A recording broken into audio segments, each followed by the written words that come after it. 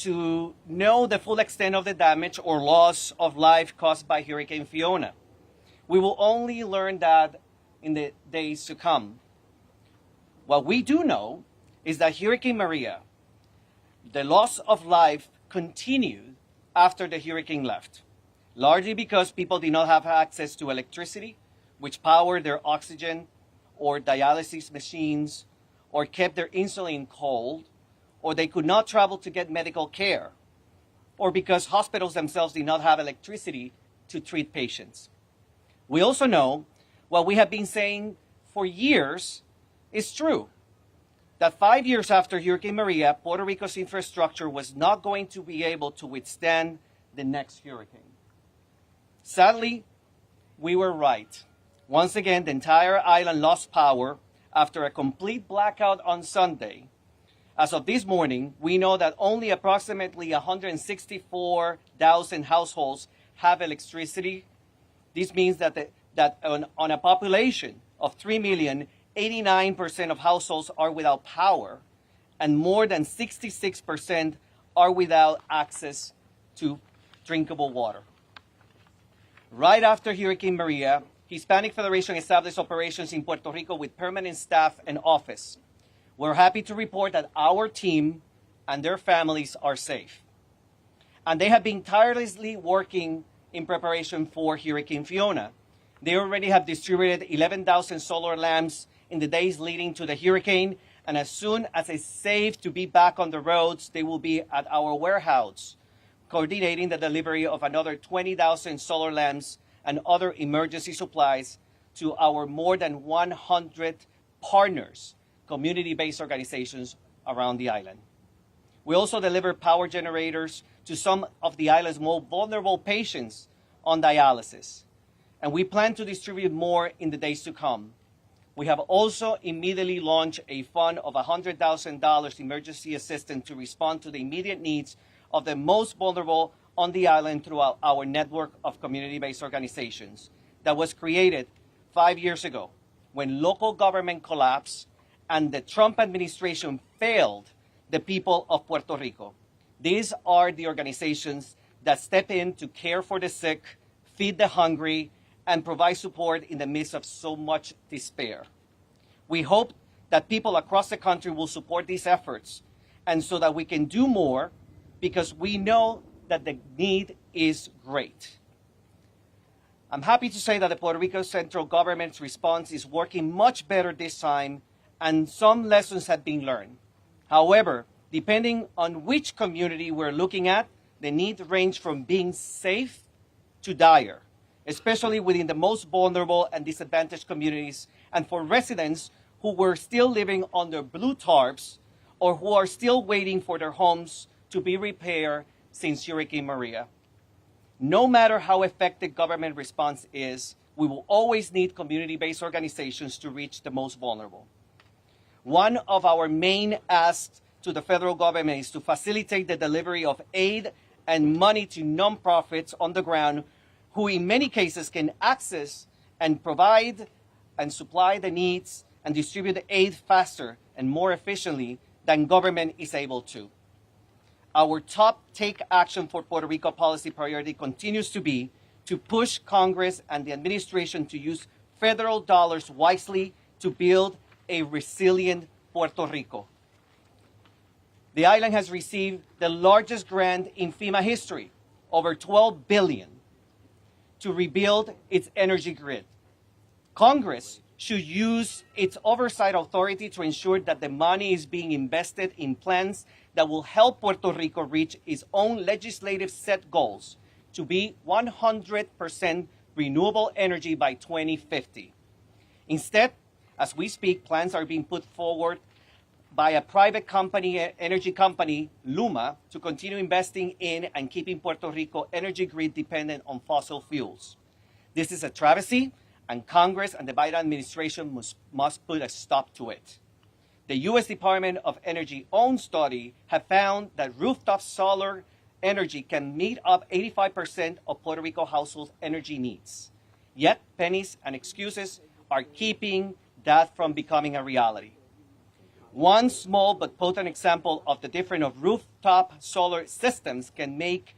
Since 2018, HF and partners have been installing solar energy systems on federally qualified health clinics across Puerto Rico. Yesterday, we were able to reach a few of the centers and confirm that the systems are functioning as intended and that the emergency and critical services are fully operational despite no power coming in from the electric grid. This is why we say solar save lives. Our campaign will continue to bring together our people, organizations to raise awareness and stimulate collaboration and take action around critical issues for Puerto Rico 5 years after Hurricane Maria and Irma devastated the island. This includes a just and sustainable recovery, equity and end to the discrimination by federal government, and a returned democratic self-governance for Puerto Rico by repealing PROMESA and putting an end to the Financial Oversight and Management Board for Puerto Rico. And now I want to introduce a great friend of the Federation and a champion of Puerto Rico, Senate Majority Leader Chuck Schumer. Thank you, Frankie. Thank you. Thank you, Frankie, and it is good to be here. I once again want to thank you, Frankie, the Hispanic Federation, all your concomitant members for the great job you are doing. Bringing the supplies and generators to those who desperately need them most is so important. Dios te bendiga. God bless you for what you are doing. Now, this had been planned before Fiona. We were supposed to be here today to mark the 5th anniversary of Hurricane Maria, a devastating weather event, the deadliest natural disaster to hit a U.S. territory in 100 years. The deadliest. Not second, not third, the deadliest. As many of you remember, Maria exposed the weaknesses of the infrastructure on the island and the callousness, remember the paper towels? The callousness of the federal response by the Trump administration. Despite the shameful disdain and ineptitude of previous administrations, I am glad to say that, along with my colleagues here, Senators Blumenthal and Menendez in the Senate, and my colleagues, Congress members from the House, we were able to deliver $21 billion to our fellow citizens in Puerto Rico to deal with housing, health care, water, and half of it went to power. As Frankie mentioned, $12 billion. So this is not a lack of money. But let me say this. Listen to this. According to GAO, of that $21 billion, only 2% of the money has been spent. 2%. When the island was already devastated by Maria, and lay it open to even more devastation by Fiona since things weren't fixed. Is that outrageous? While in large part that was due to the Trump administration's callousness, inaction, and intransigence, it's also because of the ongoing conflict on the island for what resources should power Puerto Rico, because $12 billion of that was for getting a new power grid. Half of that funding, more than half, to rebuild the grid devastated by Maria. And while the Department of Energy, FEMA, and HUD are working to support that effort, the ongoing conflict between PREPA, LUMA, and the Puerto Rico Energy Bureau has hamstrung those efforts. Instead of getting power to the people, instead of making it a resilient grid, a locally based grid, they're busy fighting with each other. It's outrageous. Specifically, the Puerto Rico Energy Bureau has approved a plan for 40% renewable energy by 2025, and PREPA has fought back, pushing on greater use of natural gas. In an island that is so susceptible to natural disasters, it is ridiculous to have the energy generated on the south side of the island and then using old-time cables and wires over mountains where the hurricanes hit to bring it to the north side makes no sense. We need resilient power. We need the power right where it is generated, by solar energy, by rooftops, by non-pollution. That's what we need. I've long pushed, alongside of almost everybody here today, for a grid that reflects the call of the people, that is resilient to storms, because it is made up of microgrids, local grids, So there's not hundreds of miles of power lines exposed to weather and hurricanes and earthquakes that has to deliver the energy to most of where the people live. It needs to be resilient and in the community. And we need to make sure that these microgrids and distributed resources are what is used, that what our $12 billion is used for. While climate change only makes storms worse, we need to ensure Puerto Rico is increasingly resilient to extreme weather, because we know it's going to keep coming. So that's why we pushed hard to pass the Inflation Reduction Act, which everyone here supported. A landmark climate bill that will help Puerto Rico and other communities by reducing the emissions that are making storms more extreme. And the Infrastructure Investment and Jobs Act, Bipartisan Infrastructure Act, which made landmark investments in resilience. Unfortunately today, we're confronted once again with another devastating natural disaster, Hurricane Fiona, that has left our fellow citizens in Puerto Rico without power, running water, and some without a roof over their heads. As of this morning, more than 1 million customers on the island are without power, out of a total of 1.5 million. That's customers, so a house that has 3 people, so it's a lot more than 1 million people. It's just 1 million places where the power is. And all of them lost power before the storm even made landfall. The situation is a disaster. Enough is enough. The Puerto Rican Energy Bureau must push PREPA and LUMA not only to restore power, but to once and for all create a distributed, more resilient grid, and we will back them up. These 2 agencies, PREPA and LUMA, cannot stand in the way once again, because you've seen by their inaction the disaster and the harm that has gone to the people of Puerto Rico. So that is my first focus on the energy. But we have to do more, of course. There's an immediate emergency. Yesterday I was on the phone with some of my colleagues, Congresswoman Velasquez, Congressman Espaillat. They had called me. We got together and got on the phone, and we talked to the FEMA administrator last night and asked her that our government be ready to approve an 100% cost share for all emergency protective services that Puerto Rico conducts. This government doesn't have the money to lay it out, and the people are suffering, and they are our fellow citizens. That means that covering the island's costs for distributing food, water, disaster, and emergency medical care. I'm also proud to support my colleagues for more flexibility in assessing federal disaster assistance. Sometimes the bureaucracy gets in the way of the real needs of the people, while ensuring that Puerto Rico can rebuild stronger than before. As of late last week, the FEMA Disaster Fund, we pushed for this. Senator Menendez-Blumenthal and I, as majority leader, pushed to have the FEMA fund be flush with money. It is. It has $15 billion. So either both on the power side, the electricity side, and on the emergency relief side, there's enough money. It's not a money issue.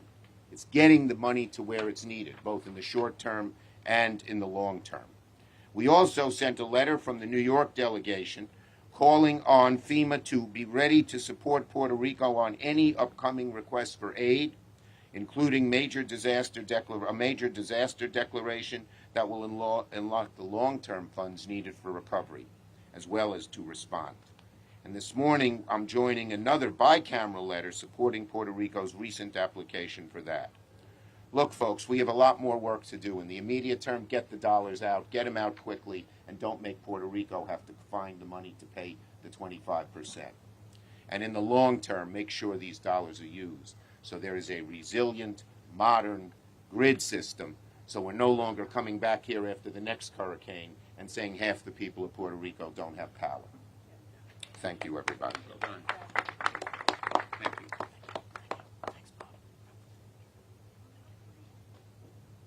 Thank you, Senator Schumer, very much for your leadership and for expressing what so many of us believe. We're going to move to our next champion for Puerto Rico, Senator Kirsten Gillibrand, who has also been a leader in the fight to help the island, help the people recover from Maria, and I'm sure will continue those efforts now.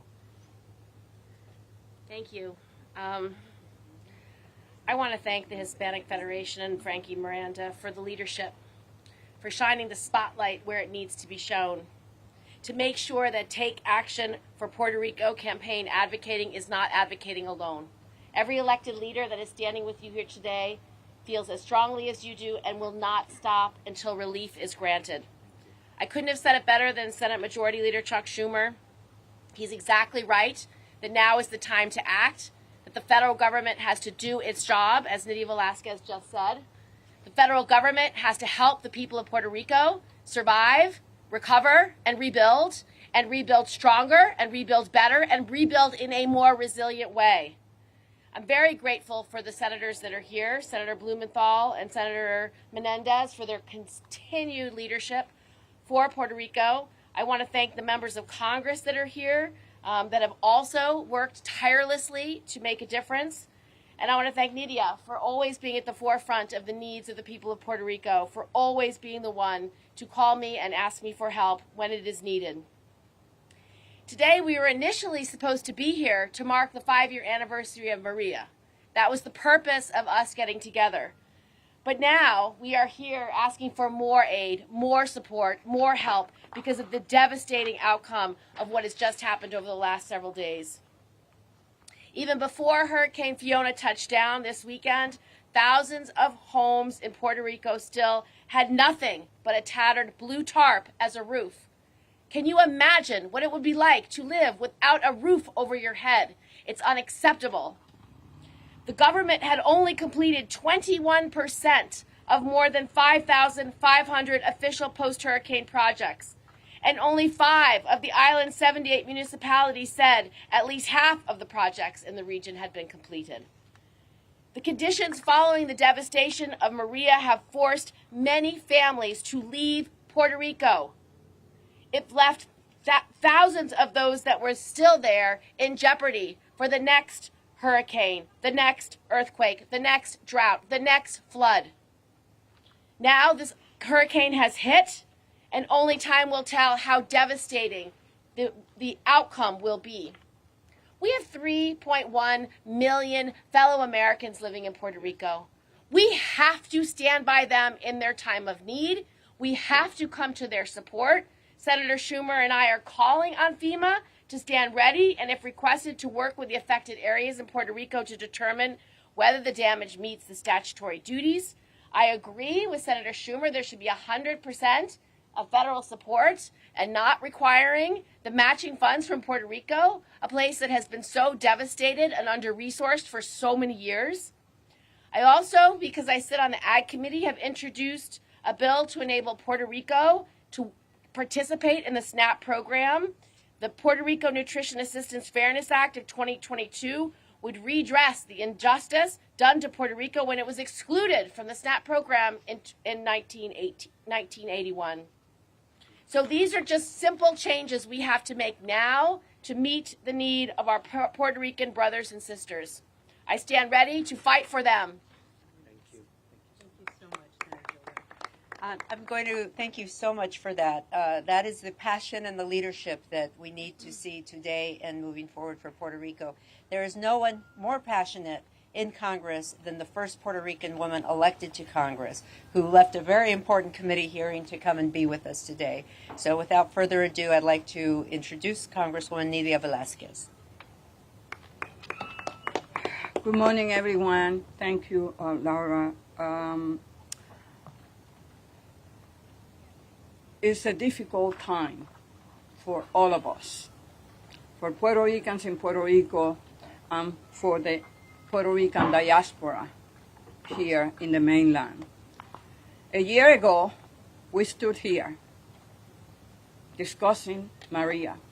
A year ago, I said that the Puerto Rican power grid was not where it needed to be. And I warned that not even a Category 1 will lead to a collapse of the power grid.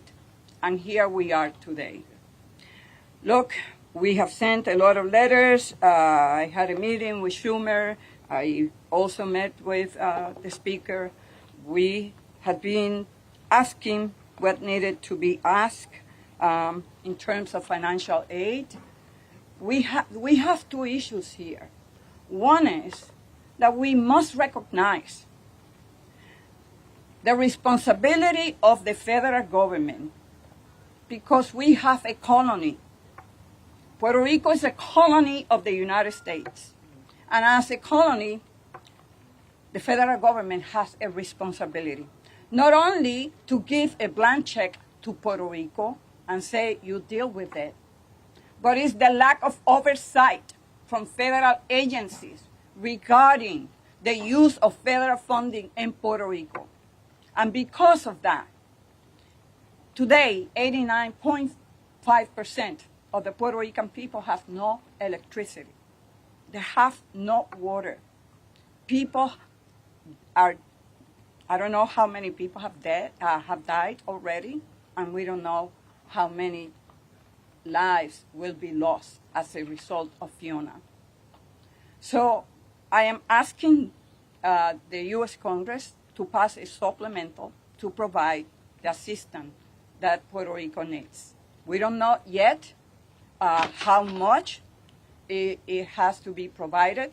We are just waiting for the governor of Puerto Rico to conduct and finalize the damage assessment.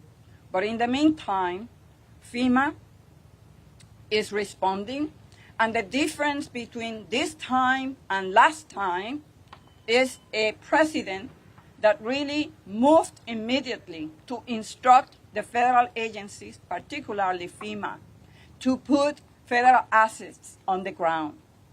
And because of that, we have saved lives in Puerto Rico. But we need to do much more. And let me just say this to the government of Puerto Rico, and Senator Schumer is correct. We need to put all the pressure to make sure that Puerto Rico moves from fossil fuel to a more resilient energy source. And that is the issue. Otherwise, we're going to be here again and again, because climate change is a serious issue that is not going to go away, particularly in terms of the Caribbean islands that suffer the brunt of any climate change, with all these hurricanes going in their way. So I just want to conclude by saying, if this is not enough evidence that the contract with LUMA to privatize the electrical grid is failing, then I don't know what is. 1 year ago, as I said, I stood here and I warned the federal government and the people of Puerto Rico, time and again, even before the storm. Puerto Ricans have been left in the dark by LUMA, and we must hold them accountable. We need a sustainable, climate-resilient electrical future for Puerto Rico. And today I am introducing a House resolution along with Senator Bob Menendez to honor the 3,000+ lives lost to Hurricane Maria, and to reaffirm the federal government's commitment to the people of Puerto Rico. But more than the commitment is the recognition of the responsibility that we have with the people of Puerto Rico. It is our colony, and we must act. That means that we need to do proper oversight to make sure that the people of Puerto Rico is provided with the solutions that will provide the kind of future that they all deserve. And then, in terms of policies, it's about equity. It's about providing equal resources that we do in the United States to every state and to every American citizen. The Puerto Rican people, American citizens living in Puerto Rico, deserves nothing less. Thank you. Thank you. Well said. Well said. Thank you so much, Congresswoman. It goes without saying that the people standing here are here because they care about Puerto Rico, and that goes just as much for our next two speakers, Senator Blumenthal from the great state of Connecticut and Senator Menendez from New Jersey. Thank you. Thank you. Thank you to Congresswoman Velasquez for her eloquence and power. Thank you to Senators Gillibrand and Schumer, who have been such great champions, and to my colleague, Senator Menendez, who has been at the forefront of this fight, and to the Hispanic Federation. Thank you, Frankie Miranda, and everyone. But most of all, I want to recognize the courage and strength of the people of Puerto Rico. You know, I visited Puerto Rico very soon after Maria, and I expected to find people in despair, without hope. The people of Puerto Rico have courage and resilience and strength that is beyond words. And to them, I want to say, you are not alone. We're going to have your back.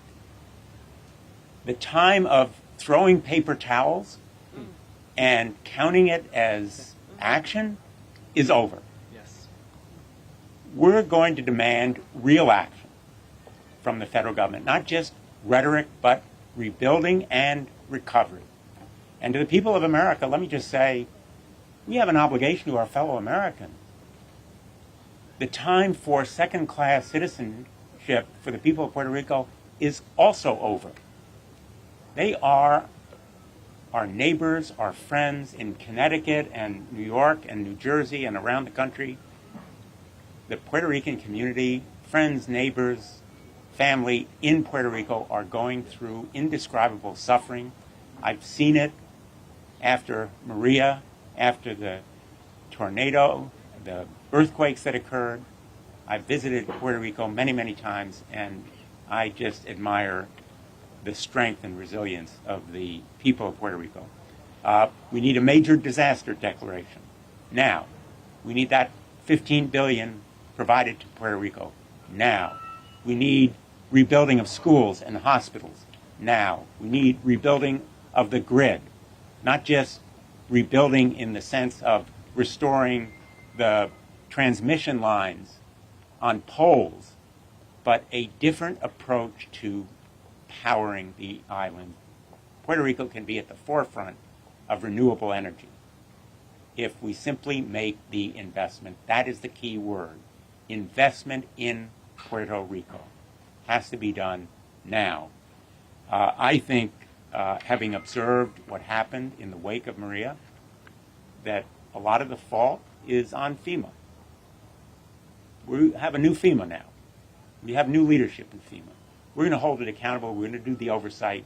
We are going to be on FEMA like a hawk to make sure that there is delivery, actual performance, not just rhetoric, but robust action. And let me just close by saying the share the federal government provides has to be 100%, but more than the dollars, out of the FEMA fund, we need a real commitment to provide better tax treatment, the full SNAP program, Medicare, all of the government programs have to treat Puerto Rico equally, because in the long run, investing in Puerto Rico is investing in America and Americans.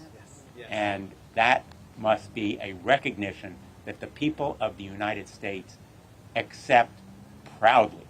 The people of Puerto Rico have talent, energy, gifts that they bring to America, and this investment is in the American tradition and national interest. Thank you all for being here today. Thank you so Thank much. you. Thank you. Well, let me pick off where Senator Blumenthal ended. You heard from 3 New Yorkers to start the program. This is not about New York, and it is not about Connecticut, not about New Jersey, it's not about Florida. It is about the United States of America. It is 3.12 million United States citizens who get treated differently than if they were on the mainland of the United States. And that is unacceptable. It is unacceptable. And it is un-American. Puerto Ricans put on the uniform of the United States and have served in every conflict in its history. The most decorated military unit, Los Borinqueneros, actually got a Congressional Gold Medal. But a gold medal means nothing if you don't treat your fellow citizens in a way that is dignity and respect. So I'm glad that we have many colleagues of the Senate now. At one time, I felt rather lonely advocating for Puerto Rico. I was considered Puerto Rico senator. I remember in 2000, 5 years ago, I had a codel, a bipartisan codel, to go see Hurricane Maria. And unfortunately, the Trump administration canceled my military plane to go, thinking that somehow I wouldn't go. I got myself on a relief flight, and I showed up in Puerto Rico. And I still have the images today. I keep them on my phone. Hundreds of images of communities devastated, of bridges washed out, of homes destroyed. It reminds me every day. So while this was supposed to be a commemoration, it actually is another call to action. But this time, in addition to supporting, and I am organizing an effort to support and send a clear message to the administration for a major disaster declaration, when the governor of Puerto Rico submits it, to support it and make it happen right away. I believe the Biden administration will do that. It has already shown its willingness to support Puerto Ricans, our fellow U.S. citizens, in tangible ways, not with paper towels, but in tangible ways. But it needs its support. And it needs it now. But here's what it also needs. It needs Congress to exercise its oversight and its effort to ensure that it doesn't matter that you appropriate disaster money if it doesn't end up going to the people of Puerto Rico, if it doesn't create an energy grid that is resilient so that whenever the next hurricane or natural disaster comes, the lights stay on. Yes. The lights stay on. So I'm all for, I have been biggest champion. I was against, the oversight board. I led a mini filibuster on the Senate floor against it. I didn't think it was right. But I got to be honest with you. The federal government has to get its act together, and the government of Puerto Rico has to exercise efforts over those energy entities to ensure relief for the Puerto Rican people. This is an all hands on deck, and no finger pointing, and get the job done. So I will close by saying this: basta ya, basta ya, basta ya. Aceptamos, no es falta de recursos para ayudar al pueblo de Puerto Rico. Tenemos billones, no millones, billones de dólares otorgados para Puerto Rico en la previa Huracán María, pero no hemos visto ese dinero ser usado en favor del pueblo puertorriqueño, en favor de un sistema de energía que va a garantizar que no importa qué huracán, qué terremoto viene, que actualmente las luces van a mantenerse y la realidad de los puertorriqueños va a ser una de prosperidad y oportunidad.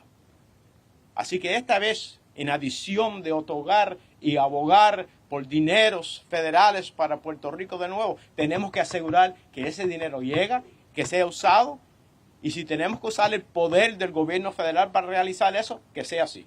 Porque los puertorriqueños no pueden esperar más como ciudadanos americanos de este país, como ciudadanos americanos de este país. Para mí esto es un tema personal. Mi hermano vive en Puerto Rico, sufrió por María y está sufriendo ahora, no he podido hablar con él. Así que no es un concepto aparte de la realidad, es un concepto de uña y carne. Así que vamos a seguir abogando y como miembro del Comité de Finanzas del Senado, vamos a seguir otorgando para un esfuerzo contributivo para no solamente la restauración de Puerto Rico, pero el progreso económico de Puerto Rico, para que los puertorriqueños sean tratados como cualquier ciudadano americano, como deben ser tratados. Muchísimas gracias. Gracias, senador. Wow, I just talking with somebody back there. It's hard to keep from crying listening to this. What a difference it is to hear such strong support and championship in the Senate, in the House. It is a world away from 5 years ago, and we appreciate it so much. We're going to turn now to our champions in the House. The support is strong in both chambers, and that is exactly what we need to do what others have called for. Conduct the oversight that is needed to ensure that Puerto Rico is able to rebuild and does not face another Fiona with a result like this. I want to introduce now Darren Soto, Congressman Darren Soto from Florida. He is on the Energy and Commerce Committee and the Natural Resource Committee, which oversees Puerto Rico and the territories. So thank you, Congressman Soto. On this fifth remembrance of Hurricane Maria, the deadliest disaster in modern history,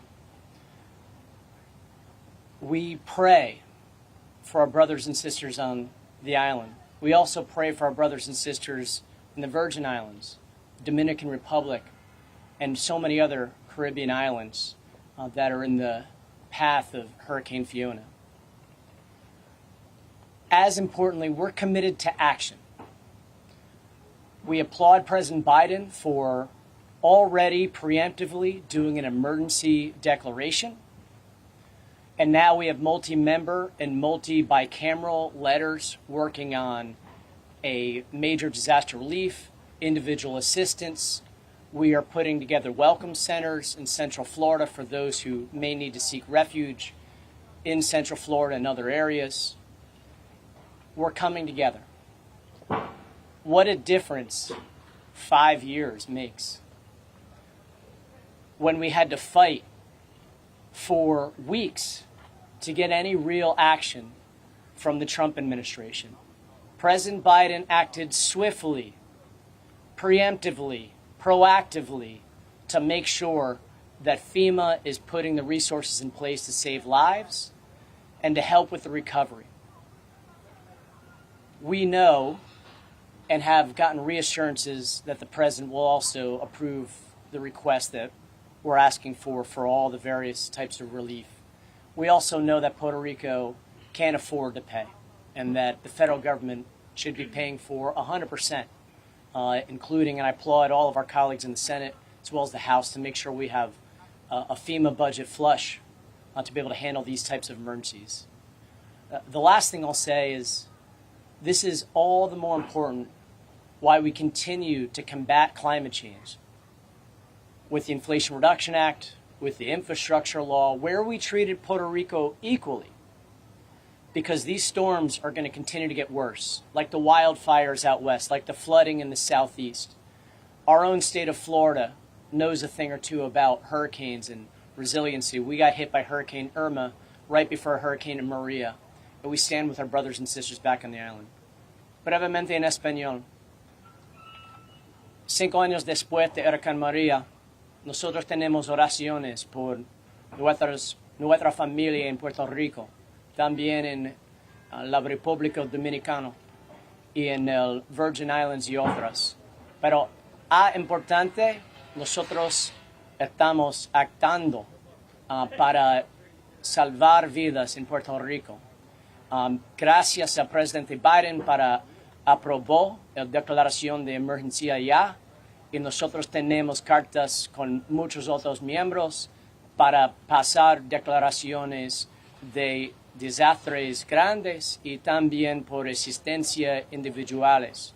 Nosotros tenemos centros para bienvenidos por personas que necesitan viajar a Florida Central para tener un lugar seguro. También, ¿qué diferencia 5 años hace? Con el presidente Biden, él está luchando hasta el principio, antes del principio, para tener todos los recursos que Puerto Rico va a necesitar para una recuperación y para salvar vidas. Finalmente, nosotros necesitamos continuar combatiendo el cambio de clima con el plan el acta de reducción de inflación que tiene fondos históricos para prevenir cambio de clima y también con la ley de infraestructura. Y por el primer término en Congreso, Puerto Rico estará tratado igualmente por estos fondos. Y nosotros tenemos una responsabilidad para ayudar por la recuperación de la isla. Gracias. Thank you so much, Congressman Soto. We have 2 more members of Congress, as well as Governor Pierluisi's representative here in Washington, D.C., who will be able to give us some of the latest updates. So we appreciate you being here, standing in the sun this long, although when you think about what it's like in Puerto Rico, this is really just a beautiful day to be here. So I'd like to introduce Congressman Espaillat, followed by Congressman Richie Torres. Thank you. Thank you. 5 years later, we stand here, reeling back from Fiona and the damages that Puerto Rico, Dominican Republic, and the Caribbean have endured. In many ways, this is so because of government's inability to allow the problem.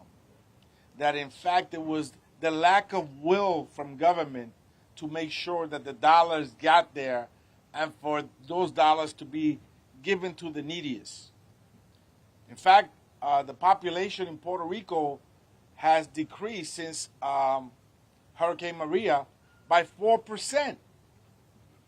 And that is due to a government's inability to get the dollars to Puerto Rico and make them work for people. So what we're seeing today, the flooding, the massive flooding that we're seeing today in Puerto Rico, the collapse of the power grid that was expected, that we're seeing today in Puerto Rico, it is directly connected to the negligence of the previous administration to allow the flow of the dollars to get to Puerto Rico. And so we must change that. And we do that by making sure that it is a full-fledged disaster, declared that way, that 100% of the cost is picked up by the federal government. Puerto Rico and the Puerto Rican government cannot afford 5 years later to pick up the massive cost that Fiona has put on their budget. So it is our duty now, our responsibility, to right the wrongs, that there will be no towel throwing, that there will be no cynical remarks about the Puerto Rican people and the future of this great island. And so I stand ready to assist. I was there very early on during Maria. I will go back to Puerto Rico and the Dominican Republic to ensure that the resources get there, that they have what they need. I was in a call today and I was told that as high as 90% of the people in Puerto Rico today, right now, as we speak, don't have access to electricity. And 60% don't have access to water.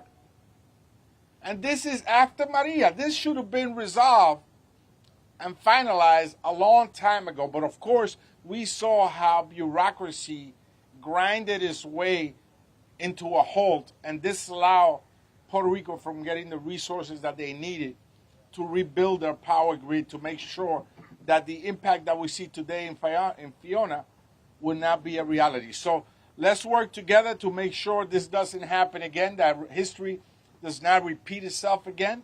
Estamos aquí para apoyar a Puerto Rico 5 años más tarde. De mucha manera refleja la inhabilidad del gobierno federal de llevar los recursos donde se necesitaban. Frenaron los recursos.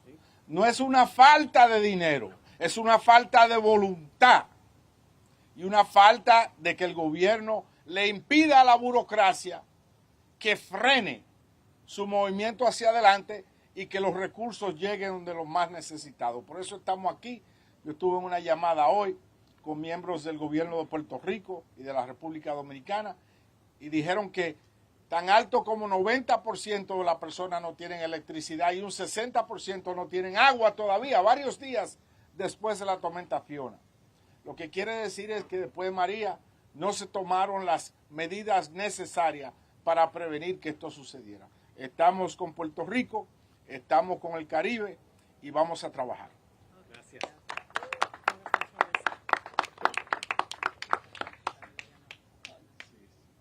Puerto Rico continues to be haunted by the ghost of Hurricane Maria, and nowhere is the legacy of Maria more painfully felt than in the chronic failure of the electric grid, which has been a never-ending nightmare for the people of Puerto Rico. Every natural disaster, like Hurricane Fiona, begets a man-made disaster of widespread power outages. In the wealthiest country in the world, the United States of America, the people of Puerto Rico, American citizens, have no electricity in the worst of times and have no reliable or affordable electricity in the best of times, despite paying the highest electricity bills in the country. The people of Puerto Rico have received not one, not two, not three, but 7 rate increases in the span of a single year.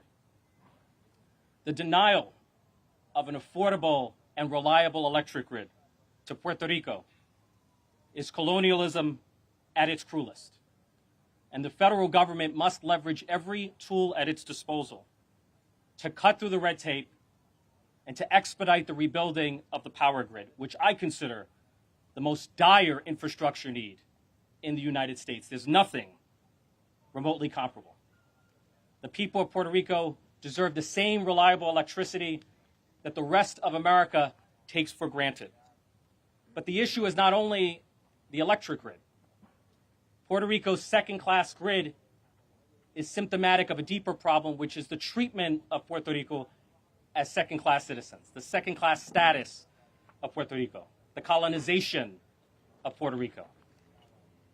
And nowhere is colonialism more evident than in the tyranny of the Financial Oversight Management Board, commonly known as La Junta, which has stripped Puerto Rico of its self-governance and its self-determination. And so I'm proud to be the sponsor of the Trust Act, which would expedite the elimination of La Junta and bring us closer to restoring democracy on the island and put power back where it belongs, which is in the hands of the people and their elected representatives. Thank you. Thank you so much, Congressman. Our next speaker is Carmen Feliciano, the Executive Director of PRAFA, the Puerto Rico Federal Affairs Agency here in Washington, D.C., and a representative of Governor Pierluisi. She will be followed by Ari Martinez, who is with the University of Puerto Rico Resiliency Law Center, to talk about what it is like actually living on the island during times like this and what the federal government needs to do to help people in Puerto Rico now. Carmen. Thank you, Laura. Thank you and good morning. First, I would like to thank all our speakers and all of you who are here wanting to help Puerto Rico for the support and your steadfastness to make sure that the citizens, the American citizens that live on the island can get help and get support as fast as possible. Not one natural disaster is similar to the other. And Hurricane Fiona was not similar to Maria. Maria was a wind event with wind as high as 200 miles per hour. Fiona had some wind gusts of 100 miles per hour in the south part of the island, but it was a rain event. And we have seen flooding in Puerto Rico in areas that we've never seen before. And as I keep looking at the images with tear in my heart, we're seeing flooding in the southeast of Puerto Rico, and people surprised that they lost everything. There has been not much loss of life, but every life that we lose because of a natural disaster is not quantifiable. Our heart, our prayers are with all the families that today are suffering in Puerto Rico because of the loss of life. And we speak and support all our friends and families on the island that are now without power and without water. As two natural disasters are not the same, two government administrations are not equal. And we're seeing the difference in the administration of Governor Pierluisi and the administration of Biden-Harris and President Biden.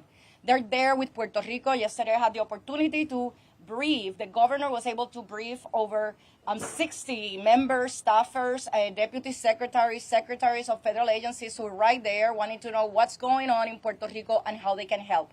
FEMA learned many lessons, and Puerto Rico learned many lessons during Hurricane Maria. This time around, FEMA has 4 warehouses full of water and food for the people of Puerto Rico that is going to begin the distribution today. As of yesterday, Puerto Rico was still in the process. The Fiona was still over the island. There was still raining. I'm happy to say today that the sun has come out, and I trust in the resiliency of my people in Puerto Rico that will work together to survive this and to come out stronger and resilient with a sustainable and resilient power grid. I want to thank the Hispanic Federation. They've always been here for Puerto Rico, and they have people on the ground, as well as many nonprofit organizations that are already ready to help the island. A few weeks ago, as we were approaching the 5th anniversary of the devastation caused by Hurricane Maria, and pondering about the lessons learned and the challenges that still lie ahead, none of us would have imagined dealing with another natural disaster today. As Hurricane Fiona activates our response and recovery, the trauma left by Maria is still present in the millions that were affected by the longest blackout in the United States history. The aftermath of a destroyed power grid and the thousands of lives lost. I'm glad to say and happy to say that despite the obstacles that we faced under the previous administration, now in the last 15 months, Puerto Rico has been able to work and put scopes of work to improve the power grid, and is working hand in hand with the Department of Energy to make sure that Puerto Rico has the power grid that it deserves and that is resilient and stronger to stand natural disasters like the one that we just experienced. Today, while we still mourn and reflect on how our lives changed forever after the worst national disaster in the history of Puerto Rico, we continue to move forward toward resiliency. Yesterday, the President of the United States, on his way back from London, from the funeral, the Queen's funeral, he took the time to call Governor Pierluisi and assure him that the federal government, all its force, is behind and stands behind Puerto Rico. However, although we are now in a much better position to deal with natural disasters, there are still improvements to be made regarding the unequal treatment to the island, and you've heard many of the congressmen and senators spoke to that. Sadly, it is at times like emergencies like this one that the inequalities in treatment of Puerto Rico become very palpable. The difference in treatment in healthcare, the lack of funding for Medicaid, Medicare, the fact that Puerto Rico does not receive the SSI, we don't participate in SNAP. It's at this time that shows that our most vulnerable population is treated as second-class citizens, and this needs to end. The citizens of Puerto Rico are in dire need of support to improve their quality of life and to be able to confront natural disaster and all other challenges that may arise. History repeats itself, and our people continue to suffer disparities caused by this unfair treatment. Our citizens deserve the same support and the same quality of life as their brothers and sisters in the mainland. We will continue to work diligently to rebuild Puerto Rico, and we will not rest until we receive equal treatment in healthcare, social security, and nutrition for the 3.2 million American citizens that live on the island. Thank you so much for your support. Gracias a todos. Thank you, everybody that has stayed until this time with the sun. Thank you, Frankie. Thank you, Laura, for bringing me here today. My name is Adi Martinez Roman. I am the director of two organizations in Puerto Rico, the UPR Resiliency Law Center that tries to empower local organizations and small businesses in their recovery process, and Furia Inc., that accompanies community leaders in their process of advocacy in the communities, in the process of rehabilitation and recovery. It has been 5 years of continued disasters. 2 hurricanes, Irma and Maria Category 5, the earthquakes, COVID, and through all that, it is the communities in Puerto Rico and the local organizations, the ones that have actually done the recovery that has happened in Puerto Rico. As other speakers have said today, federal funds for recovery have not really been the source of reconstruction in any way. We have been tried to be heard since day one that the framework of disaster recovery has to change because federal funds have to go directly into the hands of civil society in order for work to be done and for effective solutions to be found. The hurricane that happened now, Category 1 hurricane, left all the people in Puerto Rico in the dark. It's not only about not having built an electric grid system, rebuilt an electric grid system, is about not having listened to civil society in Puerto Rico that had been once and time again demanding decentralized, solar-based, rooftop microgrids in their communities. This is not new. Studies of viability have been made. We have already presented these to Congress, to FEMA, to HUD, to all the agencies. There has to be direct action. The other disaster, and I received messages from community leaders last night, Sunday night, about being in their homes and waters, getting up to the second level, because the flooding has been so catastrophic in the communities this time.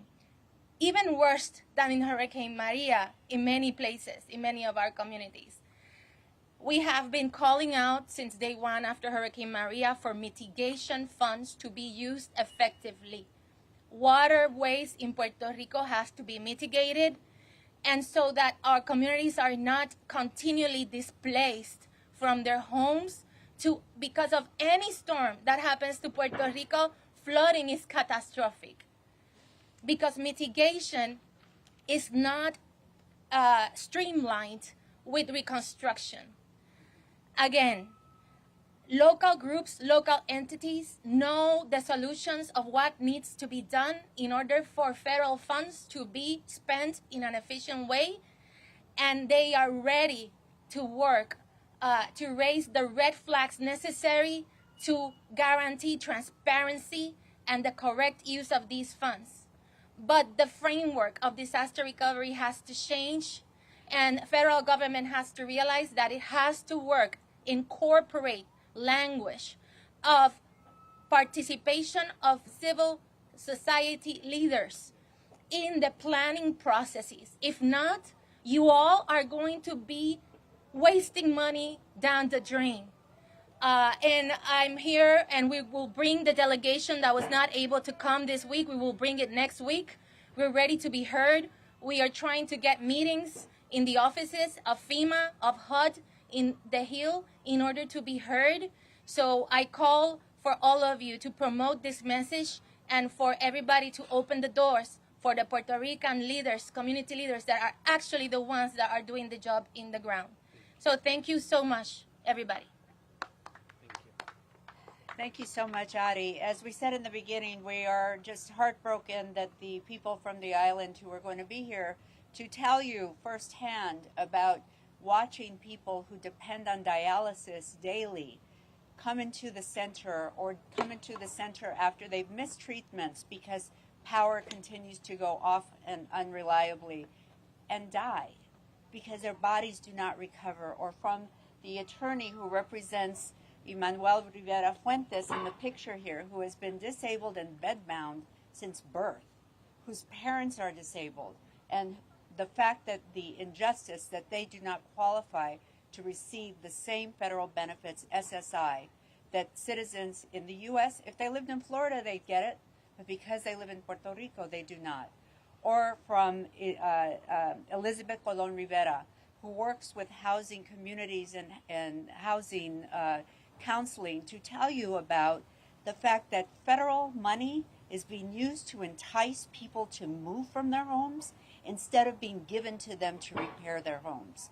We're sorry you can't hear their stories, but I encourage you, their statements are linked in our press release. I encourage you to click on those links, read their words, and continue to cover what is happening on the island, not just today, not just because there's another disaster, but going forward to make sure that we do not stand here again next year still talking about the fact that people in Puerto Rico do not have the energy that they need to stay alive or the water that they need to drink and cook and bathe. It is unacceptable, and the Take Action for Puerto Rico campaign and Hispanic Federation are going to continue to do everything we can every single day to make sure that that doesn't happen. If we have any questions, we're happy to take them. Thank you so much. Thank you for being here.